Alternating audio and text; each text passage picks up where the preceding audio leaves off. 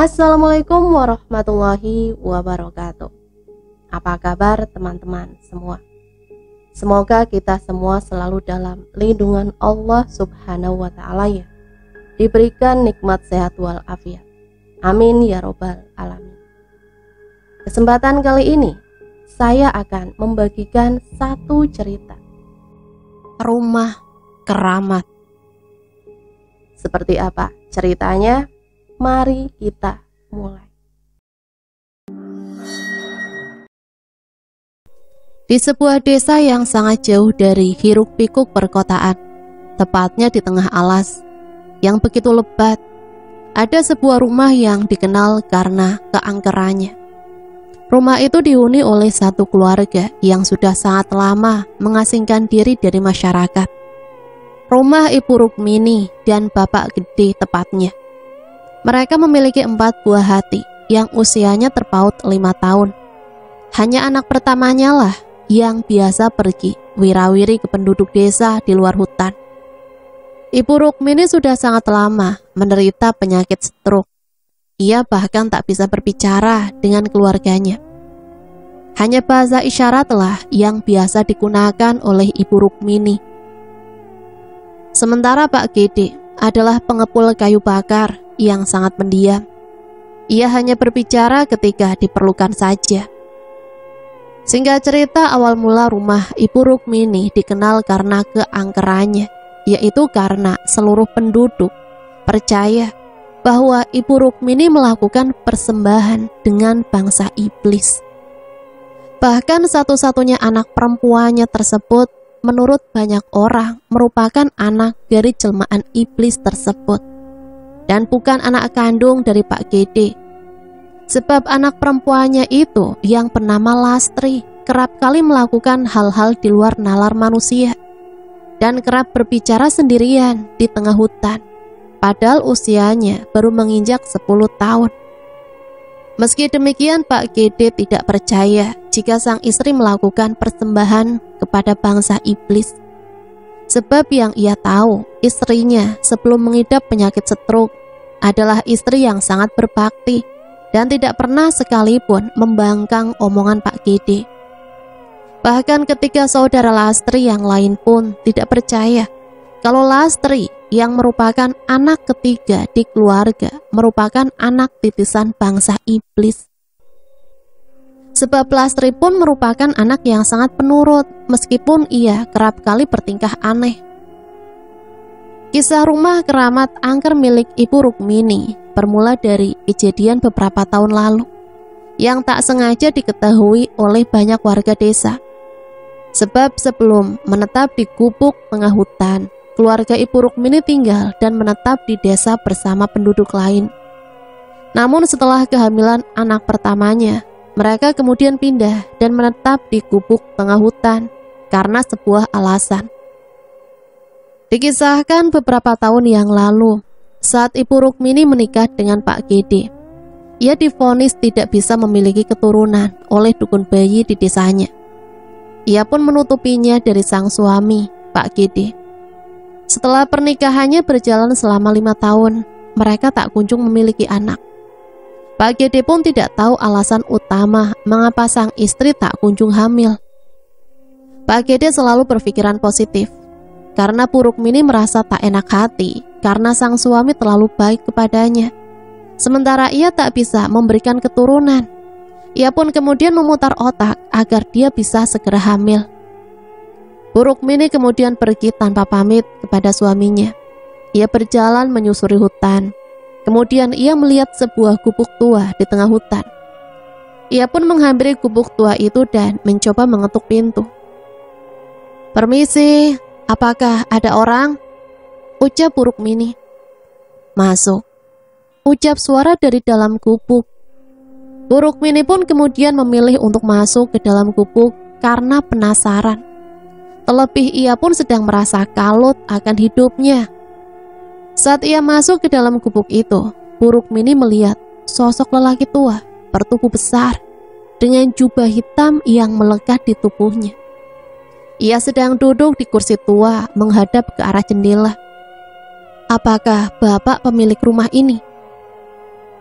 Sosok lelaki itu pun hanya mengangguk tanpa melirik ke arah Bu Rukmini. Bu Rukmini nampak gemetaran saat itu. "Saya tahu apa kesulitan kamu," ucap sosok lelaki itu. "Apa kamu mengenal saya?" "Saya mengenalmu, bahkan di tiap jengkal kehidupanmu."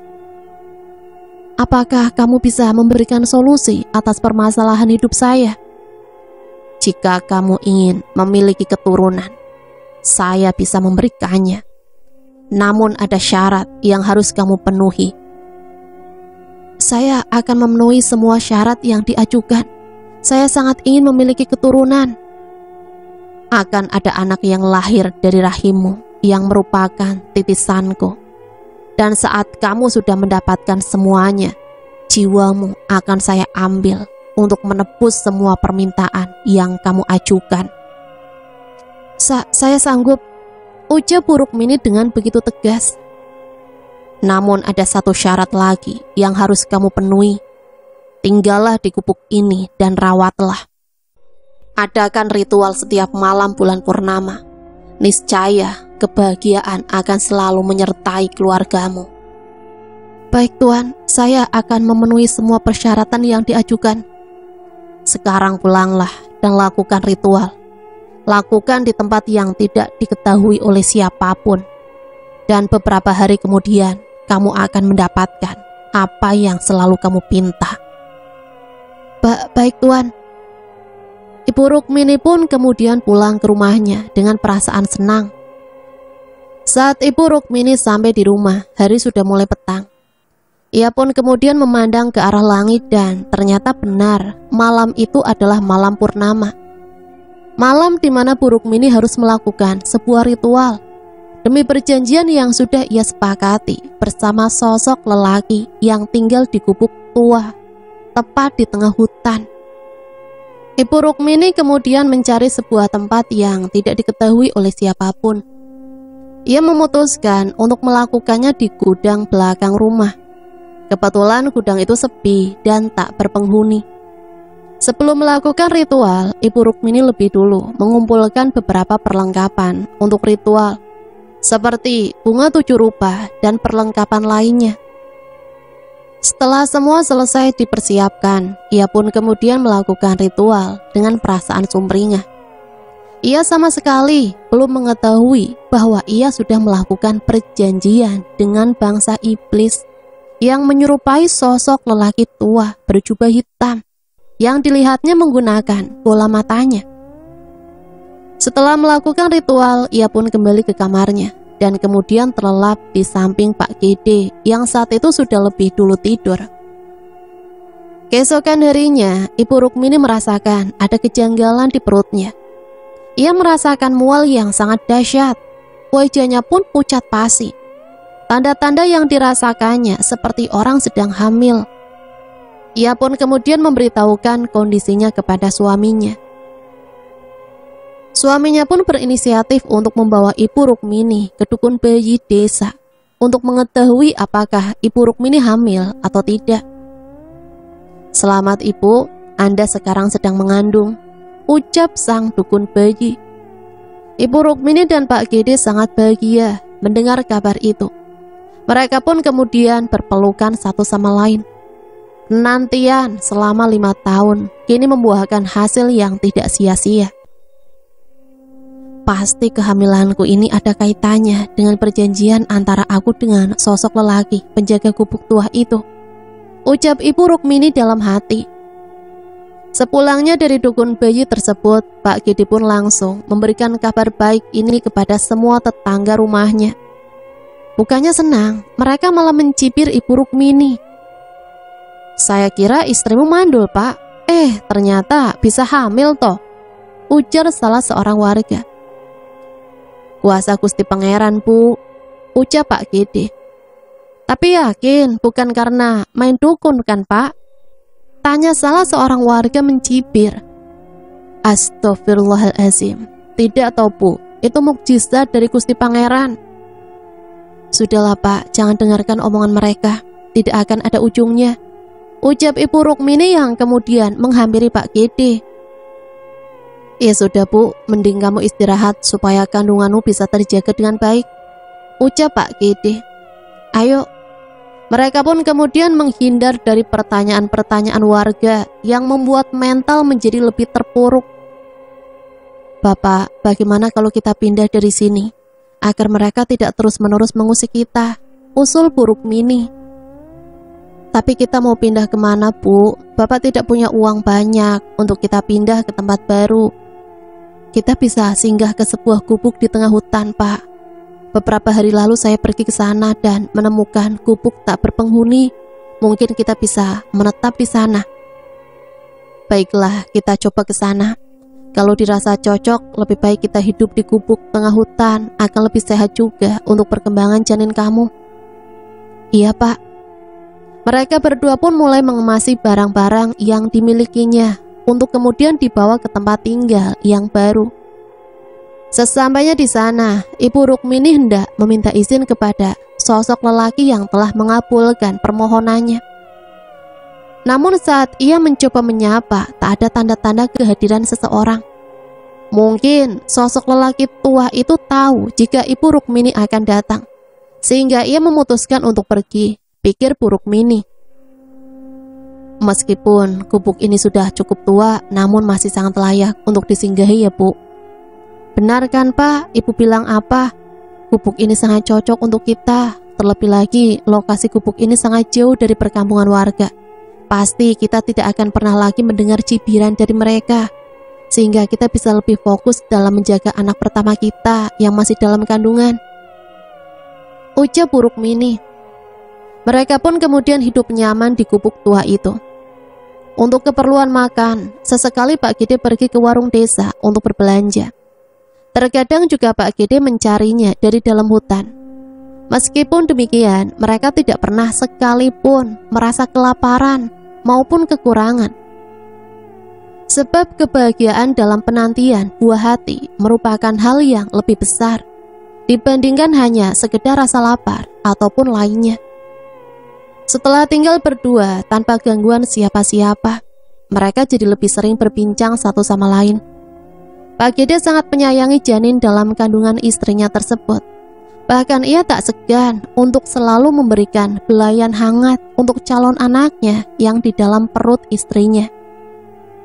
Kebahagiaan keluarga Ibu Rukmini dan Pak Gede kini benar-benar nyata adanya.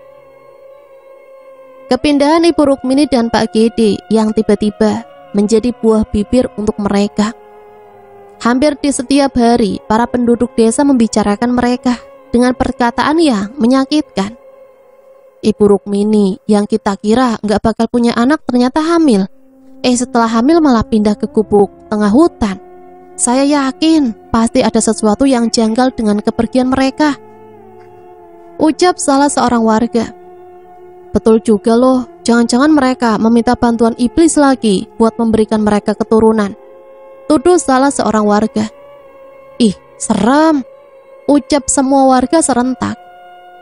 Lingkungan masyarakat Ibu Rukmini memang benar-benar tidak sehat. Mereka tak segan untuk mengungkit keburukan orang lain tanpa berkaca pada diri sendiri. Ibu Rukmini merasa bersyukur bisa pindah ke tempat barunya, yaitu di gubuk tengah hutan. Sebab jika tidak, maka setiap hari akan menjadi hari yang buruk bagi keluarganya. Kehamilan Ibu Rukmini berjalan dengan lancar dan sehat. Ibu Rukmini pun tidak melupakan perjanjiannya dengan bangsa iblis. Saat malam bulan purnama, ia tak pernah lupa untuk melakukan ritual persembahan kepada bangsa iblis, sebab ia sudah diberikan keturunan. Setelah penantian yang sangat panjang, yaitu 5 tahun, kini kandungannya semakin membesar dan sudah menginjak 8 bulan. Ada rasa takut yang menyelimuti diri Bu Rukmini. Ia takut jika anak yang akan lahir dari kandungannya tersebut menyerupai iblis yang menjalin kerjasama dengannya. Sebab jika anak tersebut menyerupai bangsa lain, maka Pak Gede tak akan percaya jika itu adalah anaknya dan malah timbul kecurigaan. Karena kekhawatirannya tersebut, Bu Rukmini pun kemudian mencari keberadaan sosok iblis tersebut ke seluruh sudut di hutan tersebut. Pencariannya pun membuahkan hasil. Bu Rukmini berhasil menemukannya. Tanpa basa-basi, Ibu Rukmini kemudian menanyakan keresahannya tersebut kepada sosok iblis tersebut. "Apakah anak ini akan menyerupaimu?" tanya Bu Rukmini sembari menunjuk kehamilannya. "Aku hanya mengambil sosok anak perempuan. Sementara anak pertamamu adalah laki-laki, aku tak akan mengambilnya," ucap sosok itu. "Dari mana kau tahu jika anak pertamaku adalah laki-laki?" ucap Bu Rukmini penasaran. "Aku tahu semua yang ada dalam dirimu." Dalam hal ini, Bu Rukmini semakin yakin jika ia sedang menjalin perjanjian yang tidak sederhana. Namun meski demikian, ia tak memiliki pilihan lain selain melanjutkan perjanjian.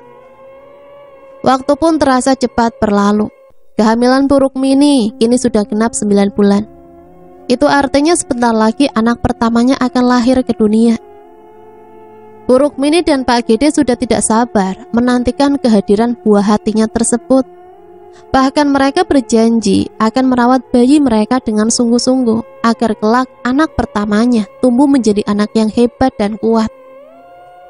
Di suatu pagi Bu Rukmini nampak begitu gelisah, keringatnya mengucur begitu deras, bahkan wajahnya sangat pucat pasih. Ia merasakan keanehan dalam perutnya, seperti sebuah kontraksi. Ia pun langsung sadar bahwa ia akan segera melahirkan. Bu Rukmini kemudian membangunkan Pak Gede. Tak butuh waktu lama, Pak Gede pun terbangun dari lelapnya. "Kamu baik-baik saja, Bu?" "Sepertinya saya akan segera melahirkan, Pak." "Kalau begitu Bapak akan coba panggilkan dukun bayi di desa." "Cepetan ya Pak, Ibu sudah tidak sanggup." Pak Gede pun langsung berlari untuk pergi ke pemukiman warga. Ia berlari begitu cepat untuk memanggil bidan desa. Di sisi lain, Bu Rukmini mengalami kontraksi yang sangat hebat. Di sela-sela kontraksinya tersebut, muncul sosok iblis itu lagi.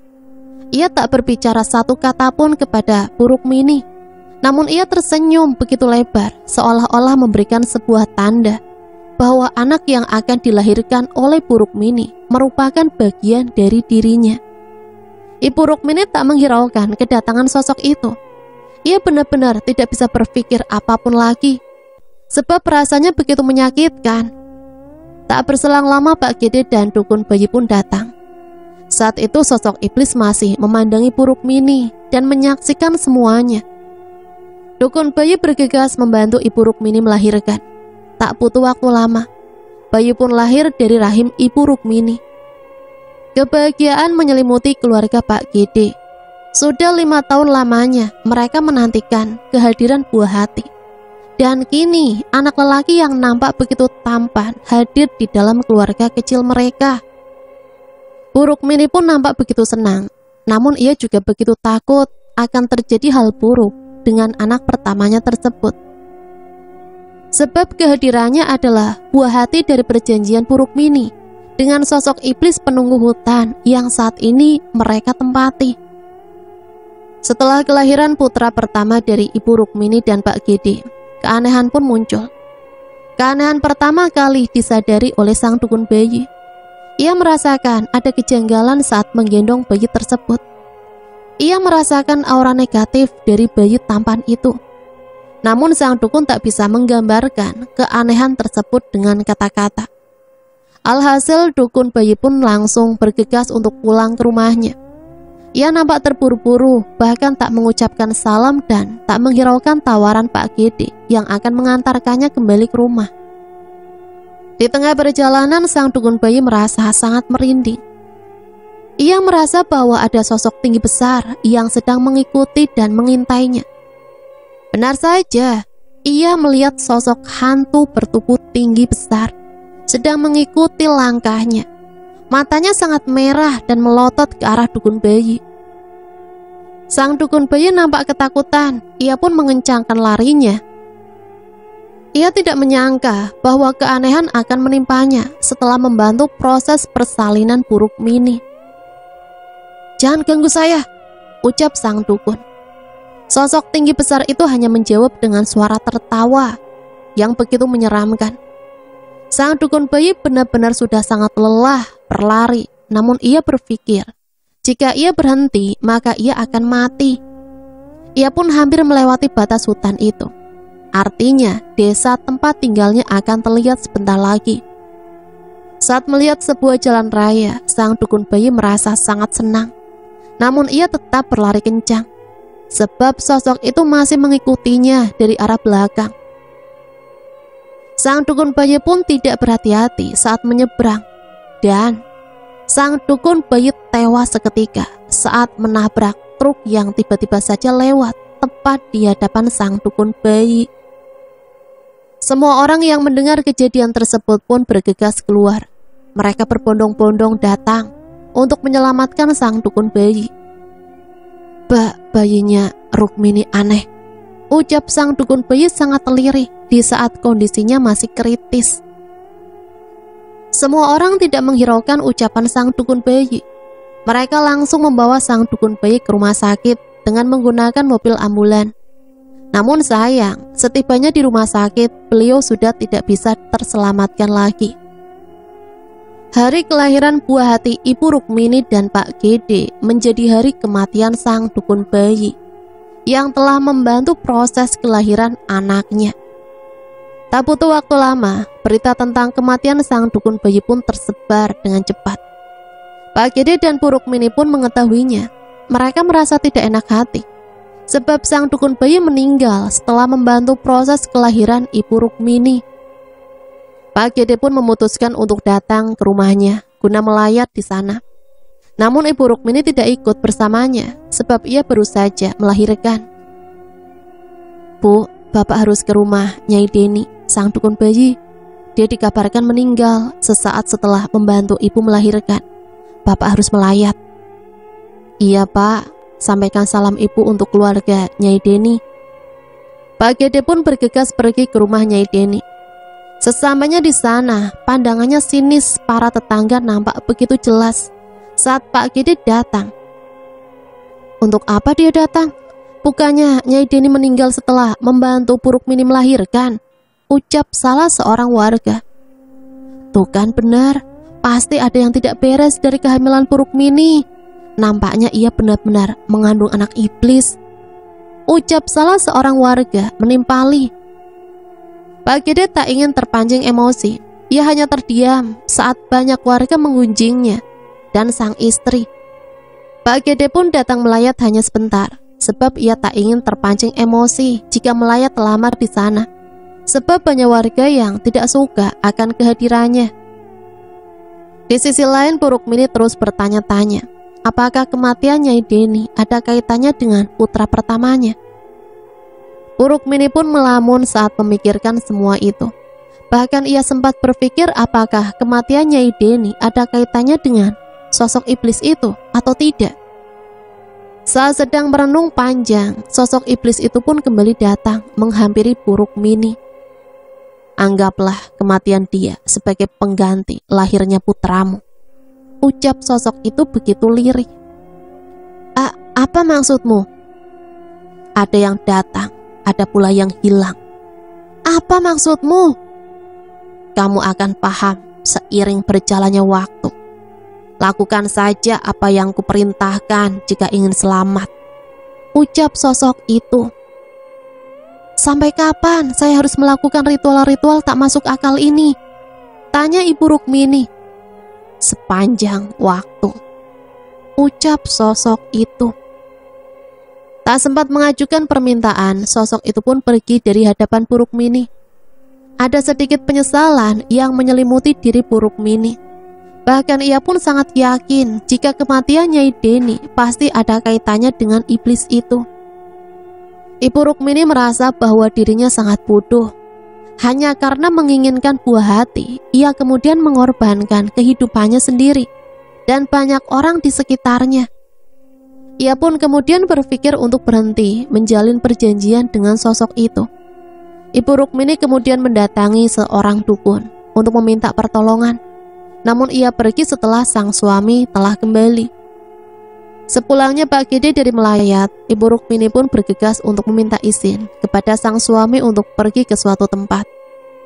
Ia bahkan tak menyebutkan nama tempat yang akan didatanginya. sebab ia tak ingin sang suami tahu kebenaran tentang semua ini. Awalnya Pak Gede tidak memberikan izin Bu Rukmini pergi, namun karena ia terus memohon, akhirnya dengan berat hati, Pak Gede pun mengizinkan istrinya untuk pergi dan ia yang bertugas menjaga buah hatinya yang masih memerah.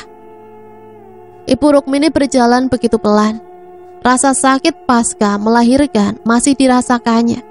Namun ia harus menemui seseorang dukun agar perjanjiannya dengan sang iblis cepat lenyap. Ia berjalan kaki menyusuri hutan belantara tanpa alas kaki dan tanpa membawa apapun di genggamannya. Letak rumah dukun yang ia tahu begitu jauh. Ia harus melewati hutan tempatnya tinggal, menyusuri pedesaan untuk bisa sampai di sebuah bukit tempat dukun Sento berada. Dukun Sento sangat terkenal di seluruh penjuru desa. Seluruh masalah bisa diatasinya dengan sekejap mata. Meski dengan tertatih-tatih, akhirnya Ibu Rukmini pun sampai di kediaman dukun Sento. Ia pun kemudian memanggil-manggil nama dukun Sento tersebut. "Permisi Mbah, silakan masuk." Dukun Sento pun mempersilahkan Ibu Rukmini untuk masuk dan duduk tepat di hadapannya. Saat itu dukun Sento sedang bersemedi di rumahnya tersebut. "Ada apa kau kemari?" "Mbah, tolong saya. Apa yang bisa saya bantu? Saya tidak sengaja menjalin perjanjian dengan seorang iblis dengan tujuan agar saya bisa mendapatkan keturunan. Setelah itu saya pun hamil dan sudah melahirkan seorang anak laki-laki. Namun ada beberapa syarat yang harus saya penuhi. Pertama, saya harus melakukan ritual persembahan di tiap malam purnama. Kedua, kehadiran anak saya akan digantikan dengan kematian seseorang, Mbah. Dan ketiga, akan ada banyak kejanggalan yang terjadi dalam hidup saya, yang saya sendiri pun tidak tahu, Mbah. Tolong saya ingin lepas dari jeratan iblis itu." "Apa alasan utama kau bersekutu dengannya?" "Sebelum saya menikah, saya sudah dinyatakan mandul oleh salah seorang dukun bayi, dan saya tidak bisa memberikan keturunan untuk suami saya, Mbah. Karena saya frustasi setelah 5 tahun menikah tak kunjung mendapatkan keturunan. Alhasil saya pun pergi ke hutan. Niat hati ingin menangkan diri, namun saya malah berjumpa dengan sosok lelaki yang ternyata adalah sosok iblis yang singgah di sebuah rumah tua di tengah hutan yang saat ini saya tinggali, Mbah.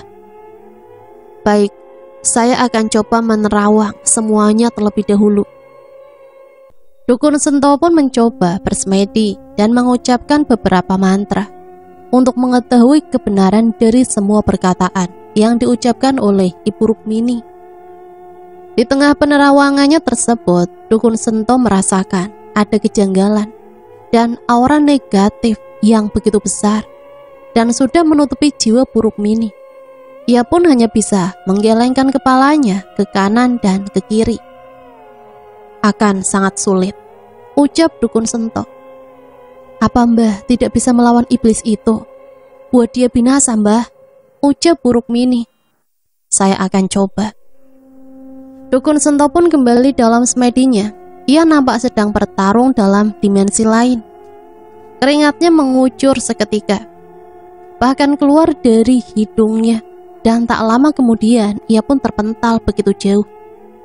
Mbah tidak apa-apa," ucap Bu Rukmini nampak begitu khawatir. "Pulang," bentak Mbah Sento. Tanpa penjelasan apapun, Mbah Sento langsung mengusirku keluar. Aku sendiri pun bingung dengan apa yang terjadi. Tapi Mbah, pulang dan jangan pernah kau injakan kaki di sini lagi." Kemarahan Dukun Sento benar-benar sangat nyata. Dukun Sento yang terkenal hebat dan tak memiliki tandingan seketika saja mengusir Ibu Rukmini tanpa penjelasan apapun. Permintaan Bu Rukmini pun tak terpenuhi sama sekali. Ia bahkan diusir dengan begitu kejam. Apa mungkin iblis itu yang membuat Mbah Sento menjadi tidak berdaya? Pikir Bu Rukmini. Sepulangnya dari rumah Dukun Sento, Ibu Rukmini nampak begitu murung. Ia kehilangan cara untuk bisa lepas dari jeratan sang iblis. Ibu Rukmini pun tak memiliki pilihan lain selain mengikuti perjanjian tersebut, hingga takdir berkata, selesai. Saat Ibu Rukmini hendak pulang ke rumahnya, sosok iblis itu seakan mengikutinya dari arah belakang. Namun Ibu Rukmini berusaha untuk tenang. Ia sangat yakin jika sang iblis tak akan mungkin menyakitinya. Di tengah perjalanan saat dirinya sudah hampir sampai, ia pun mencoba memanggil sosok iblis itu untuk datang ke hadapannya. Saya tahu Anda ada di sekitar saya. Keluarlah wahai iblis, ucap Ibu Rukmini menantang. Angin bertiup sangat kencang, dedaunan pun bertebangan, dan pepohonan pun bergerak tak beraturan. Tak berselang lama sang iblis pun datang. Kamu sudah lancang, Rukmini. Ampuni saya, Tuan. Saya hanya ingin berhenti, ucap Ibu Rukmini sembari bersimpuh di hadapan sang iblis. Tidak ada yang bisa lepas dari jerat iblis. Kamu yang datang kepadaku dan kamu yang bersimpuh kepadaku. Aku sudah mengabulkannya, maka kamu harus menurutinya tanpa jeda, ucap sang iblis. Ibu Rukmini pun hanya bisa menangis dan terus menangis.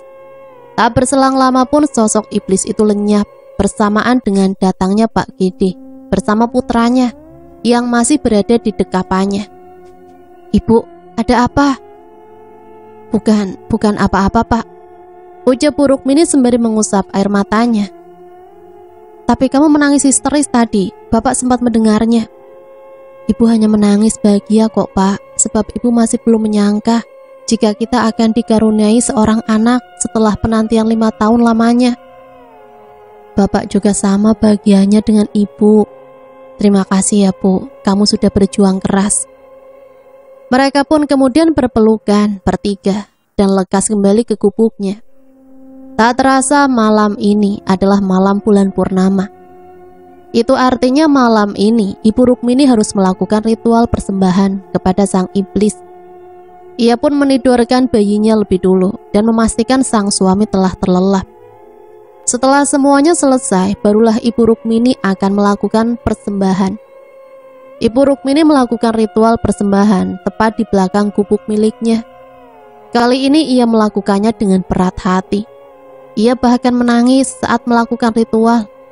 Namun setelahnya ia berjanji akan menjadi lebih kuat dan akan berusaha menerima konsekuensinya atas apa yang telah diperbuatnya.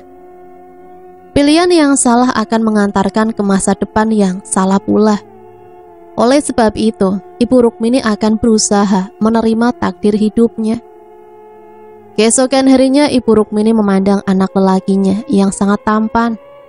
Anak lelaki yang saat ini belum memiliki nama. Ibu Rukmini ingin memberikan nama Satrio kepadanya. Satrio yang berarti kesatria. Ibu Rukmini berharap kelak putra pertamanya tersebut akan menjadi seorang kesatria di keluarganya. Pak Gede pun menyetujui nama itu. Kehidupan keluarga Bu Rukmini setelah kehadiran Satrio sangatlah berbeda dari sebelumnya. Banyak musibah yang datang silih berganti menimpa keluarga Ibu Rukmini. Pak Gede yang semula memiliki pekerjaan di desa sebagai kuli angkut mendadak sepi pelanggan. Ibu Rukmini yang semula sangat sehat pun kini rentah, sakit. Di sisi lain Satrio sangat mudah kelaparan. Ia sangat berbeda dari bayi-bayi kebanyakan. Hingga tubuhnya pun cepat sekali besar. Di usianya yang baru 5 bulan, badannya sudah sama seperti bayi yang berusia 1 tahun. Namun Ibu Rukmini dan Pak Gede tidak pernah bertengkar satu kali pun. Meskipun kehidupannya kini semakin terpuruk. Sabar ya Bu, mungkin Tuhan sedang memberikan musibah kepada keluarga kita, ucap Pak Gede dengan begitu sabar. Iya Pak. Pak Gede merupakan sosok lelaki yang sangat sabar. Ia bahkan tidak pernah satu kali pun membentak Ibu Rukmini. Meskipun saat ini ia tak memiliki pemasukan, namun ia tetap berusaha untuk mencari jalan lain. Tak terasa 5 tahun pun berlalu. Saat ini Satrio sudah berusia 5 tahun. Pak Gede pun sudah memiliki aktivitas baru, yaitu menjadi pengepul kayu bakar, yang kemudian hasilnya akan ia dagangkan ke pasar. Namun, sakit yang diderita Ibu Rukmini masih tetap tinggal di tubuhnya. Namun Ibu Rukmini tak pernah mengeluh sedikit pun. Suatu ketika Ibu Rukmini merasakan ada kejanggalan di perutnya. Ia mendadak pusing dan mual-mual. Tanda-tanda kehamilan benar-benar tersirat di dalam tubuhnya. Ia pun kemudian mencoba untuk pergi ke dukun bayi desa sebelah. Dan benar saja, ternyata Ibu Rukmini sudah mengandung. Kandungannya sudah menginjak angka 1 bulan. Ia pun kemudian memberitahukan kabar bahagia itu kepada suaminya dan juga Satrio. Mereka sangat senang dengan kabar ini. Namun Ibu Rukmini khawatir akan terjadi hal-hal buruk lagi setelah kelahiran anak keduanya nanti. Seperti halnya saat kelahiran Satrio, di mana dukun bayi yang membantu kelahiran Satrio tewas secara mendadak. Dan Pak Gede pun mendadak tak memiliki pekerjaan. Sementara Ibu Rukmini jatuh sakit dalam waktu yang lama. Ibu Rukmini pun mencoba untuk berpikir positif akan semuanya. Kehamilan kedua Ibu Rukmini terasa sangat berat, sebab ia sedang menderita sakit yang cukup parah. Bahkan ia pun masih sangat tergantung pada Pak Gede. Ibu Rukmini menderita sakit lambung akut yang disebabkan karena kurangnya asupan makanan secara rutin dalam diri Ibu Rukmini. Sebab kehidupan ekonomi keluarga Ibu Rukmini sedang sangat terpuruk. 5 tahun kehidupan keluarga Ibu Rukmini setelah Satrio hadir di tengah-tengah mereka. Banyak cobaan hidup yang menerpa keluarga mereka. Meski demikian, Ibu Rukmini tetap saja menjalankan ritual kepada bangsa iblis atas perjanjiannya di tiap malam bulan purnama. Meskipun harus tertatih-tatih, namun ia berusaha memenuhi janjinya agar tak ada hal buruk yang menimpa keluarganya tersebut. Kehamilan kedua Bu Rukmini meskipun terasa berat, namun perlahan demi perlahan banyak kebahagiaan yang datang silih berganti. Kebahagiaan yang pertama bermula saat Pak Gede tiba-tiba saja mendapatkan tawaran pekerjaan yang cukup baik, yaitu menjadi buruh di salah satu pabrik dekat desa. Kehidupan keluarga Bu Rukmini pun semakin baik. Sakit yang diderita Bu Rukmini pun perlahan-lahan mulai membaik dan menemukan titik sembuh. Suatu ketika Pak Gede sedang dalam perjalanan menuju tempatnya bekerja. Ia tak sengaja mendengar selentingan perkataan tak mengenakan tentang Ibu Rukmini, istrinya. Ibu Rukmini itu kan bersekutu dengan iblis, ucap salah seorang warga. Is, kamu jangan ngaco loh, Bu, ucap salah seorang warga menegur. Tidak, saya tidak sembarangan bicara. Saya tahu dari dukun yang kebetulan masih ada hubungan keluarga denganku. Maksud kalian apa? Tanya Pak Gede yang tiba-tiba saja datang menghampiri. Bukan apa-apa, Pak, ucap para warga gelagapan. Sudah, tidak apa, cerita saja. Jadi begini, Pak, saya dengan informasi jika istri Bapak datang ke seorang dukun yang tak lain adalah saudara saya beberapa tahun lalu. Beliau mengatakan bahwa istri Bapak melakukan perjanjian dengan bangsa iblis karena ingin mendapatkan keturunan. Sebab sebelum ia menikah, ia sudah didiagnosa mandul oleh dukun bayi dan tidak bisa memiliki anak, ucap salah seorang warga tersebut. Pak Gede nampak begitu marah, namun ia berusaha menahan emosi. Ia pun kemudian memutar balik langkahnya dan kembali ke rumah. Ia benar-benar naik pitam. Rukmini, ucap Pak Gede. Ada apa, Pak? Bapak tidak jadi bekerja? Mengapa kamu bersekutu dengan bangsa iblis? Saya tidak bersekutu dengan bangsa iblis, Pak. Kamu mandul dan sekarang kamu akan memiliki 2 anak. Apa itu tidak mustahil? Saya minta maaf, Pak, ucap Ibu Rukmini sembari bersimpuh di hadapan Pak Gede. Mengapa kamu bersekutu dengannya? Padahal jika memang kita tidak dikaruniai anak oleh Tuhan, aku akan tetap menerima kamu. Saya hilaf, Pak. Saya sudah sangat buntu waktu itu. Ya sudah, sekarang akhiri semua perjanjianmu dengan bangsa iblis biadab itu. Iya, Pak. Ibu Rukmini benar-benar tidak tahu harus berbuat apa. Sedari dulu ia sudah ingin berhenti, namun bangsa iblis terus mengikatnya begitu erat dengan ikatan tak kasat mata.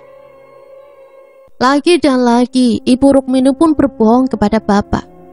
Ibu Rukmini tak ingin Pak Gede murka terhadapnya. 9 bulan pun berlalu, dan kini anak kedua Ibu Rukmini dan Pak Gede pun telah lahir ke dunia tanpa bantuan dukun bayi. Persalinan kedua ini benar-benar mudah dan tanpa satu kendala apapun. Namun sang iblis tetap menyaksikan persalinan Ibu Rukmini. Sebab tetap saja anak yang dilahirkan oleh Ibu Rukmini adalah bagian dari mereka. Tidak ada kematian di kelahiran anaknya yang kedua ini. Ibu Rukmini pun bertanya-tanya, apakah memang tidak ada kematian? Atau akankah ada musibah besar yang sebanding dengan kematian? Sebab ia mengingat perkataan dari sang iblis, ada yang lahir, ada yang mati. Ibu Rukmini pun semakin takut. Suatu ketika saat Pak Gede sedang menggendong anak kedua mereka, yang mereka kasih nama Putra, di halaman depan rumah mereka, tiba-tiba saja ada pohon tumbang.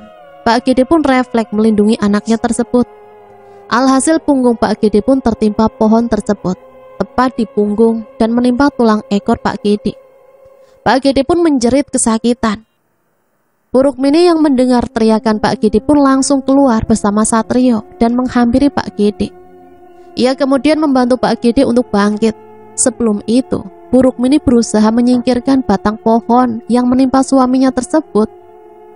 Setelah berhasil menyingkirkan batang pohon yang menimpa Pak Gede dan anaknya tersebut, Ibu Rukmini langsung meraih Putra, anaknya yang masih dalam gendongan Pak Gede.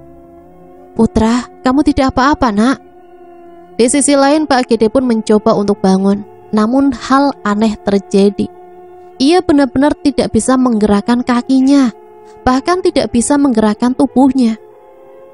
Bu, kaki bapak, bu. Kaki bapak tidak bisa bergerak, ucap Pak Gede ketakutan.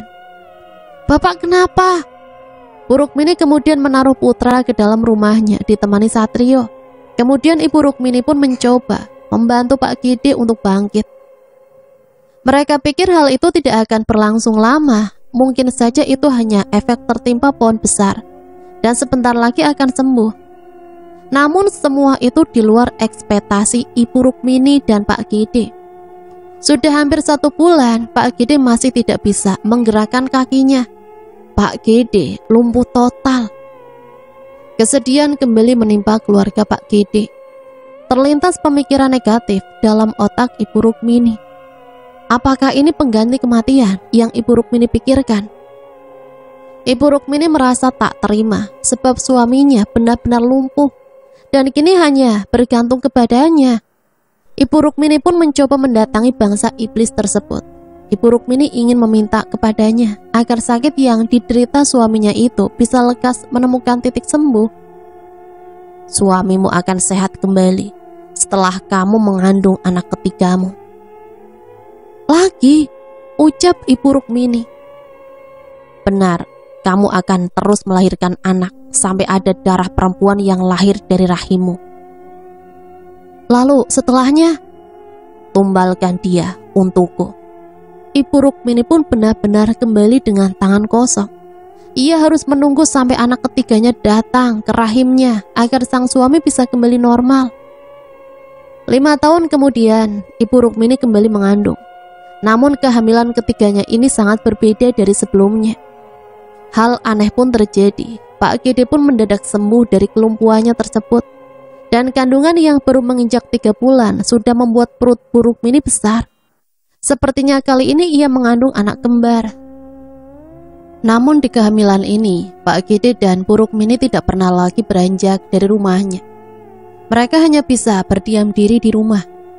Mereka tak lagi memiliki pekerjaan dan tidak memiliki pemasukan. Di sisi lain, para penduduk yang tak sengaja melintas di sekitar rumah mereka selalu melihat hal-hal gaib. Mereka melihat rumah gubuk milik Bu Rukmini didekap erat oleh makhluk tinggi besar dengan wajah yang begitu kacau. Makhluk itu bahkan tak segan untuk melotot ke arah orang-orang yang tak sengaja melintas di dekat situ. Tak hanya itu, di tiap malam menjelang tengah malam, anak-anak Ibu Rukmini selalu merasa ketakutan. Mereka berkata jika mereka kerap kali melihat penampakan kuntilanak di pohon samping rumah mereka. Hal itulah yang membuat mereka tak berani untuk tidur sendiri. Keanehan dan keangkeran rumah yang dimiliki Bu Rukmini perlahan-lahan mulai menjadi perbincangan banyak orang. Hingga akhirnya sebagian besar warga menyebutnya sebagai rumah keramat karena saking angkernya rumah tersebut. Namun hal tersebut tidak dirasakan oleh Ibu Rukmini maupun Pak Gede. Mereka merasa bahwa tak ada yang aneh dari rumahnya tersebut. Meski demikian, mereka tak menyalahkan persepsi orang tentang rumah mereka. Hingga suatu ketika, kejanggalan pun mulai dirasakan oleh Pak Gede dan Ibu Rukmini. Setiap kali mereka duduk termenung di belakang rumah, mereka merasakan aroma mistis yang sontak membuat bulu kuduk merinding.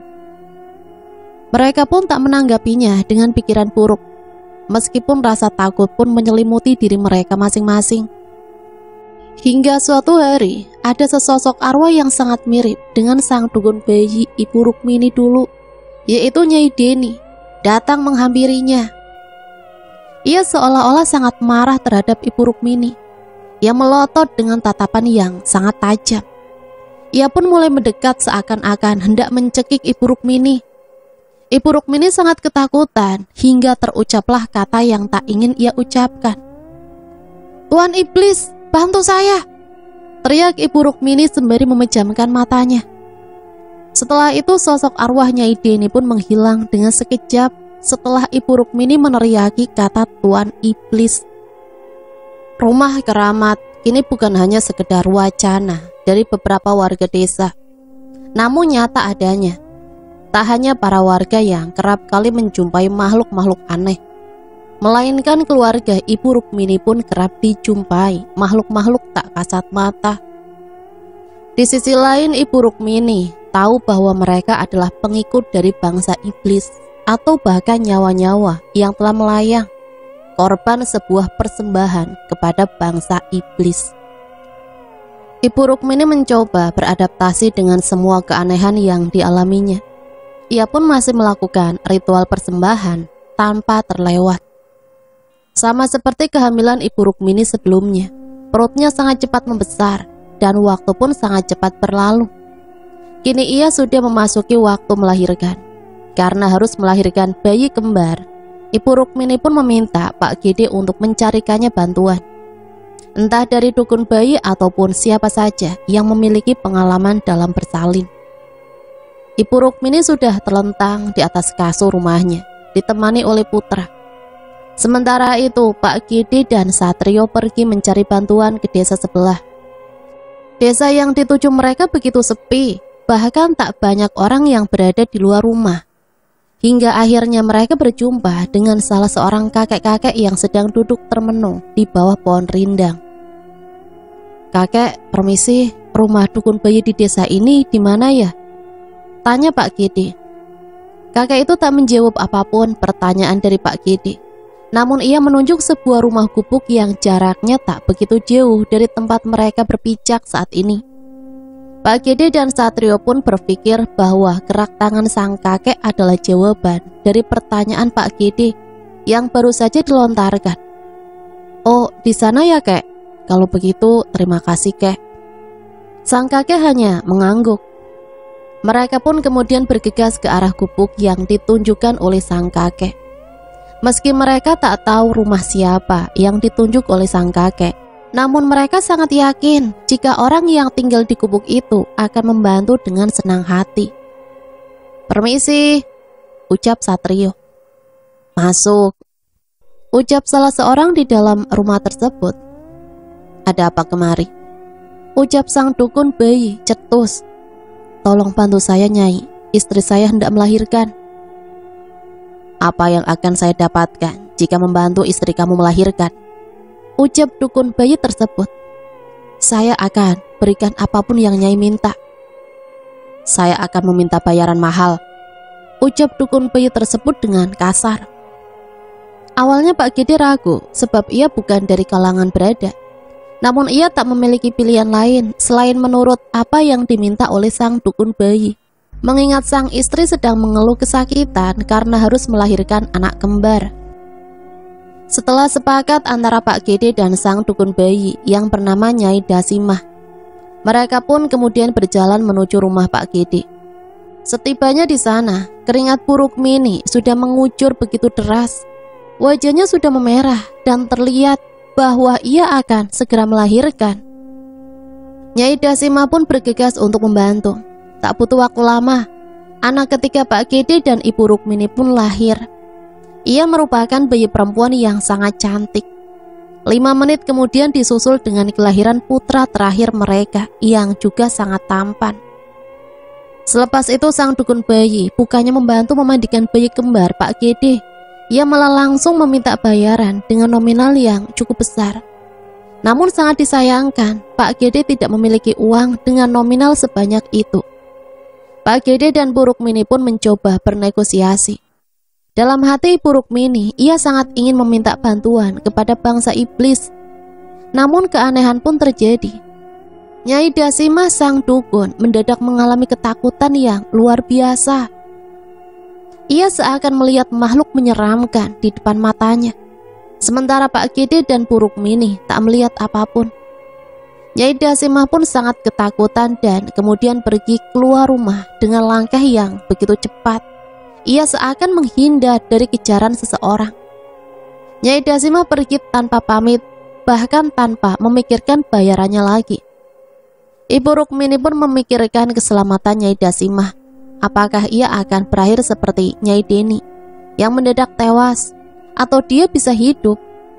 Semua menjadi misteri, sebab tak ada warga di desa Nyai Dasimah yang mengenal Pak Gede maupun Ibu Rukmini, sehingga mereka tak memperoleh kabar apapun tentang Nyai Dasimah sepulangnya dari rumah Ibu Rukmini. Kini lengkaplah sudah kebahagiaan keluarga Ibu Rukmini dan Pak Gede, karena sudah melahirkan seorang bayi perempuan. Ibu Rukmini tak perlu hamil lagi dan lagi. Ibu Rukmini merasa senang akan hal tersebut, mengingat juga usianya tak lagi muda dan kerap kali menderita sakit. Di sisi lain, Ibu Rukmini teringat perkataan sang iblis bahwa ia harus mempersembahkan anak perempuannya untuk mereka. Rasanya aku tak ingin menjadikannya tumbal, sebab ia merupakan darah daging Ibu Rukmini. Namun jika ia tak melakukan itu, maka hal buruk akan menimpa keluarganya. Pilihan yang sulit yang harus dipilih oleh Ibu Rukmini. Ia sangat ingin menutupi bayi yang baru saja dilahirkannya. Namun ia sadar bahwa ia tidak sedang bersenda gurau dengan sesama manusia, melainkan dengan bangsa iblis. Waktu pun berjalan begitu cepat. Waktu persembahan anak perempuan Ibu Rukmini pun tiba.